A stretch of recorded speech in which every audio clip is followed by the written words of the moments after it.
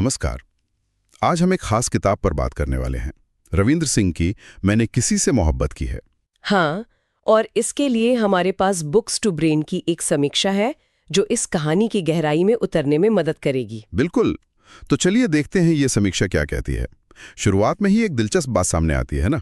हाँ, सबसे अहम बात शायद यही है कि एक सच्ची कहानी है, मतलब अर्ज आत्मकथात्मक जिसे कहते हैं, हाँ। सेमी ऑटोबायोग्राफिक। अच्छा, यानी लेखक खुद कहानी का हिस्सा है।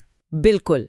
रविंद्र सिंह खुद ही कहानी के मुख्य किरदारों में से एक है और यही शायद इसे इतना खास बनाता है। सही बात है। एक कहानी जो असल में जी गई हो उसका एहसास ही अलग होता है।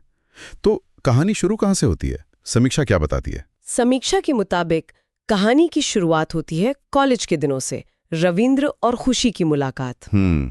कॉलेज रोमांस जैसा कुछ? हाँ, शुरुआत वैसी ही है, लेकिन ये मुलाकातें फिर धीरे धीरे एक बहुत गहरे मजबूत प्यार में बदल जाती हैं।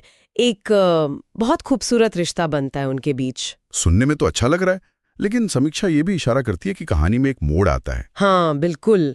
जैसा अक्सर होता है, जिंदगी हमेशा सीधी नहीं चलती।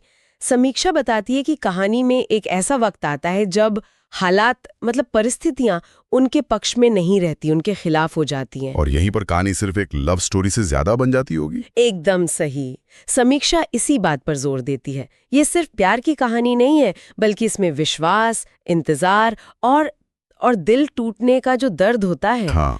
उन जज्बातों को बहुत ही क्या कहूँ, ईमानदारी से दिखाया गया है। समीक्षा कहती है कि लेखक ने कोई बनावटीपन नहीं दिखाया। ये बहुत अहम है। मतलब भावनाओं को वैसे ही पेश किया गया जैसे वो होती हैं, बिना लाग लपेट के। और लिखने का अंदाज कैसा है? भाषा? समीक्षा के अनुसार भाषा बहुत सरल है, सीधी सरल, रोजमर्रा की भाषा, कोई भारी भरकम शब्द नहीं। हाँ। और यही सादगी, समीक्षा मानती है, कहानी की सबसे बड़ी ताकत है। ये सरलता ही पाठक को सीधे किरदारों के एहसासों से जोड़ देती है, उनके दुख सुख से। ऐसा लगता है जैसे आप वही हैं उनके साथ।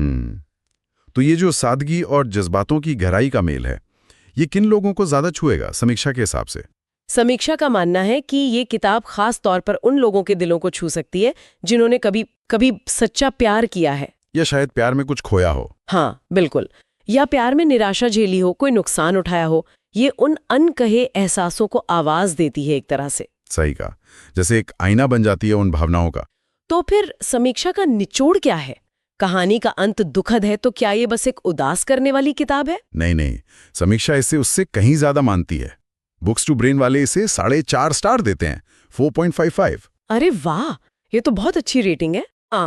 और वो कहते हैं कि ये कहानी इस बात की मिसाल है कि सच्चा प्यार भले ही अधूरा रह जाए, वो कभी खत्म नहीं होता, वो जिंदा रहता है। ये प्यार के अधूरेपन में भी उसकी खूबसूरती और उसकी ताकत को दिखाती है। समीक्षा के अंदाज से लगता है कि पढ़ते हुए आंखें नम हो सकती हैं, पर दिल में गहरा एहसास रह जाता है। 4.5 स्टार ये वाकई इस बात पर जोर देता है कि कहानी का असर बहुत गहरा है।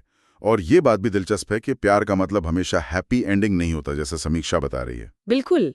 और यहीं पर वो बात फिर अहम हो जाती है कि ये अर्ध आत्मकथात्मक है। हाँ सही। जब लेखक अपनी ही कहानी कह रहा होता है तो उसमें एक अलग तरह की सच्चाई, एक तीव्रता आ जाती है ना?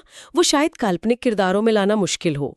पाठक उस ईमानदारी को महसूस कर पाता है। तो ये समीक्षा हमें किताब के भावनात्मक पहलू, उसकी शैली के बारे में काफी कुछ बताती है, लेकिन ये एक बड़ा सवाल भी छोड़ जाती है मेरे ख्याल से।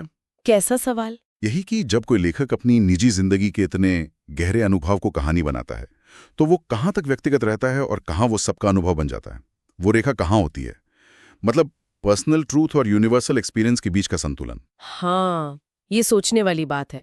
कैसे एक इंसान की कहानी हजारों लाखों लोगों की कहानी बन जाती है? ये वाकई